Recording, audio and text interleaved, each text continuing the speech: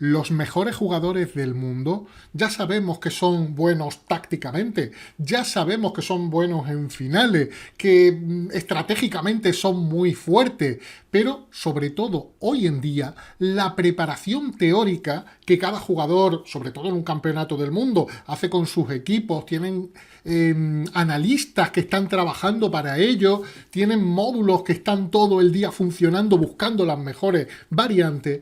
Eso hoy en día en el ajedrez moderno y por supuesto entre los mejores del mundo tiene una importancia vital. Y hoy la partida ha sido sobre todo, ha llegado hasta un final, pero sobre todo ha sido un duelo teórico en la apertura catalana. Vamos a ver ese duelo teórico que comenzaba, Guqués con las piezas blancas, comenzaba con D4, caballo F6. Ay, ya he hecho spoiler, pero solo he hecho spoiler de que es la catalana. No he hecho tampoco mucho spoiler, vale. E6 y G3. Estamos en la catalana, todavía la blanca no, porque es más habitual llegar a la catalana jugando antes caballo F3, D5 y luego G3, pero aquí se ha llegado G3 y las negras han jugado rápidamente este jaque en B4. ¿De qué sirve hacer ese jaque? Claro, si las blancas juegan caballo C3, estaremos en una defensa ninzo-india, en realidad. Alfil, si las blancas se cubren con el caballo en D2, parece que es algo un poco torpe tener el caballo en D2 con el alfil en C1. La idea de este jaque es provocar alfil D2 y ahora retirarse a E7, lo que para muchos puede ser una pérdida de tiempo. Es decir, si querías tener el alfil en E7, ¿por qué has dado un jaque y luego has regresado a E7? Bueno, pues tiene una sutileza, y es que el alfil de D2 no queda bien para la blanca. En esta posición seguramente preferiría el blanco tenerlo en C1, porque en D2 no se va a quedar, es decir, el blanco ¿qué va a hacer? Alfil G2, caballo F3, sacar el caballo, pero en D2 ¿qué hace? O sea, lo va a tener que mover o a F4, que puede ser a veces en estas posiciones, o si lo tuvieras en C1, podría jugar con B3 y alfil B2, por ejemplo, que sería muy natural, pero ahora ya no puede. Y además la dama ha perdido contacto con su peón de D4. Ha perdido contacto en general con el centro del tablero. Por lo tanto, esto es la idea fundamental de dar ese jaque. Ahora las negras van a jugar con D5, caballo F3, enroque y enroque. Todavía las blancas van a tener que pensar qué hacer con este alfil, muchas veces lo acaban llevando a F4, y el negro en estas posiciones normalmente va a jugar muy sólido. Aunque el alfil de C8 tenga problemas, las negras quieren jugar con C6. Este triangulito de peones le da una posición muy sólida. A veces las negras pueden jugar con caballo E4 y F5, llegando a posiciones tipo muro de piedra, o a veces pueden simplemente desarrollar el caballo por D7 y buscar luego el desarrollo por fianchetto del alfil de C8, que es una de las ideas frecuentes y temáticas. Jugar B6, alfil B7 y ya veremos, normalmente en algún momento, romper en C5.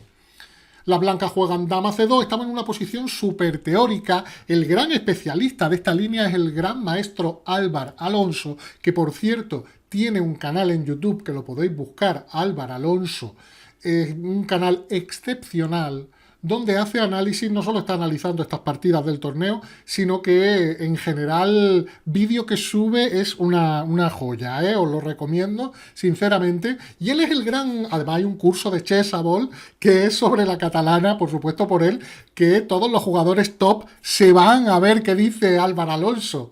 Su palabra es la ley en la catalana. Bueno, pues bien, dama C2 es una jugada con la cual las blancas pues ya tienen defendido el peón de C4 y todavía el blanco retrasa la salida del caballo de B1 y vamos a ver por qué.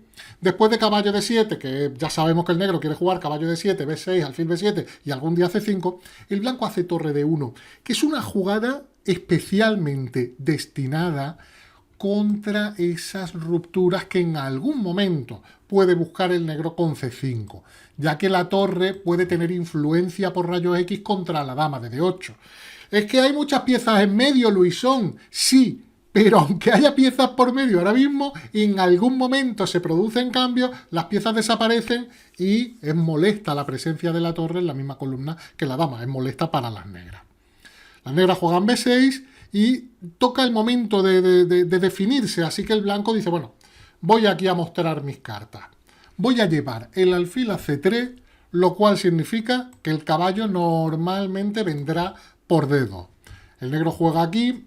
Capturar en C4 normalmente es peligroso, sobre todo porque este alfil de pronto apunta por esta diagonal, C6 está débil, y en esta posición sencillamente caballo E5 y es un desastre, ¿no? Está muy mal el negro, así que no hay problema de esa captura. Y el negro dice, no te preocupes que yo voy a seguir a lo mío.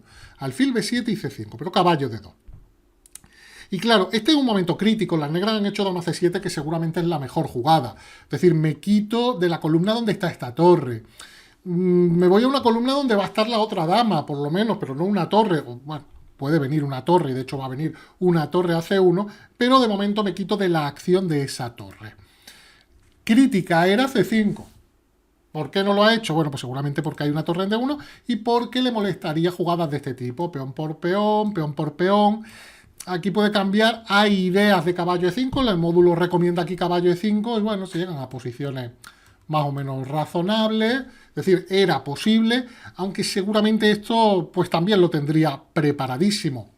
De hecho, dama C7 tampoco es que haya sorprendido a Guqués, que estaba jugando muy rápido, prácticamente no había consumido tiempo hasta aquí, está en su preparación, juega ese torre de A a C1, poniendo en juego la pieza que falta por moverse, y ya ha completado el desarrollo a espera de que las negras jueguen con C5.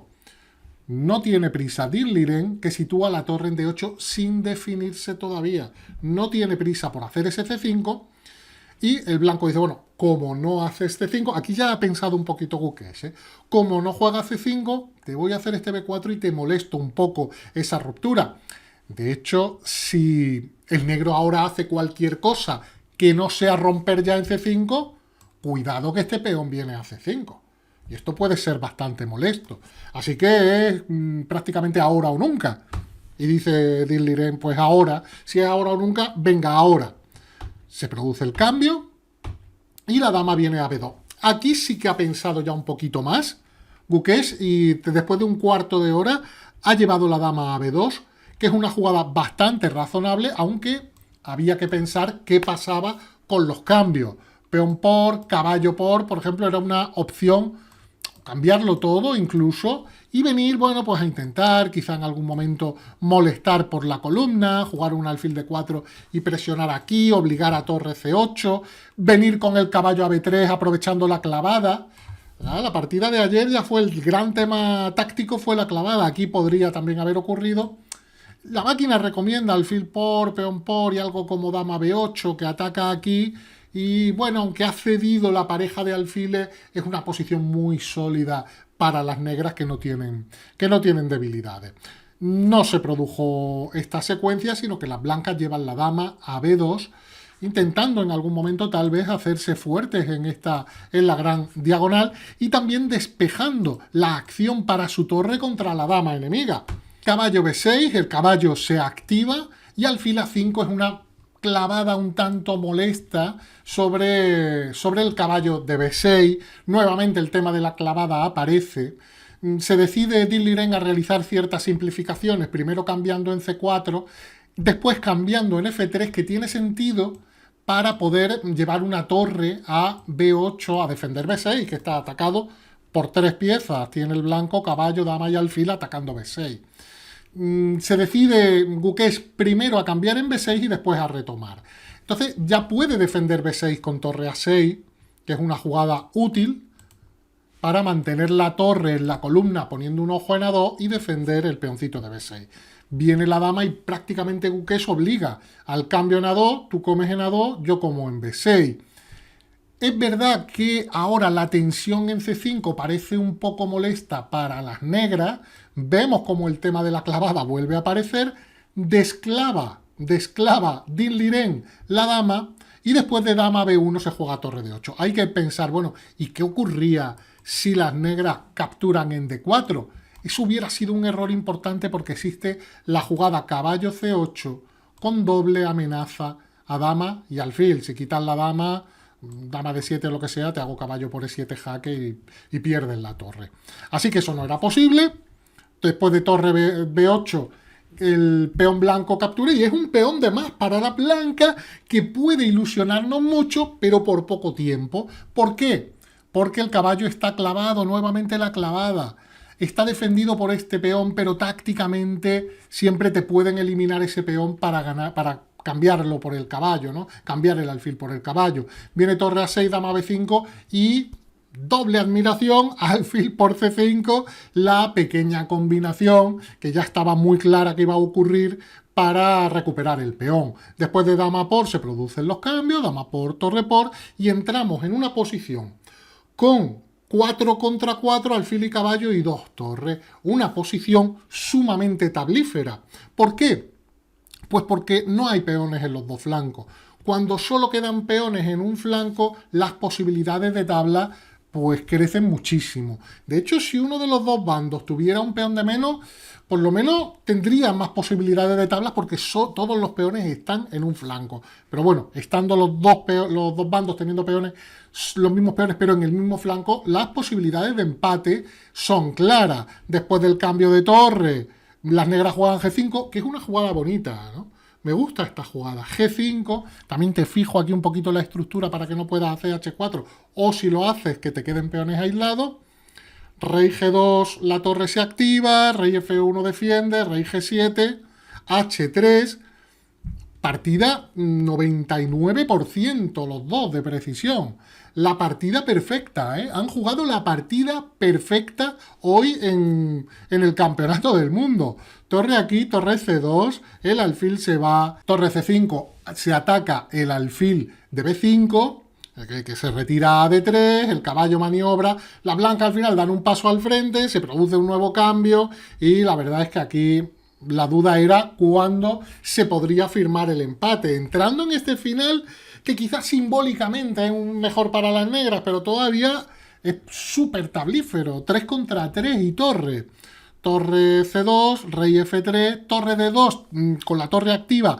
Ataco en D3, oye, y aquí se ve que el final empieza a ser un poquito mejor para las negras. Y algunos se preguntaban aquí, oye, a lo mejor esto no acaba en tablas, que parecía muy tablífero. Bueno, defiende, activa el rey, después de F6, el rey de las negras ya está totalmente activo, viene jaque, se cambian, y atentos porque esta jugada intermedia, cualquiera diría, bueno, va a capturar aquí. No, torre por jaque, si te vienes a defender el peón, problemas, te quedas ahí, igual el final puede ser tablífero, pero me quedo con un peón de más. Y si rey aquí, torre por, y también me voy a quedar con un peón de más. ¿Qué es lo que ocurre? Que después de peón por, rey por, este es un final de torre teórico de tablas. Es peón de torre, el blanco además acerca su rey, y este final incluso simplemente llevando el rey. Esto es importante saberlo. El final de torre y peón contra torre, o de torre, de peón de caballo y torre contra torre, son tablas si el rey del bando defensor llega a la casilla de coronación y la torre llega a la primera fila. Eso se llama la defensa pasiva y vale en los finales de, repito, torre contra torre y peón de torre, o torre contra torre y peón de caballo. Se ha jugado aquí, jaque, aquí, y bueno, se produce el cambio de torres, que es rey peón, que también es un final conocido de tabla. De hecho, ni intenta jugar hasta el ahogado, que podría haber seguido esto así y al final acaba en ahogado. Lo digo por si alguien se sorprende de que entregue el peón el negro. Esto es un final teórico que acaba en esta posición de ahogado y por lo tanto son tabla. Y en lugar de eso, bueno, se quitó el rey, rey por, rey contra rey y tabla. Lucha hasta el final, duelo teórico importantísimo y máxima precisión, 99.2 de las blancas, 99.3 de las negras. Partida de precisión total en el campeonato del mundo.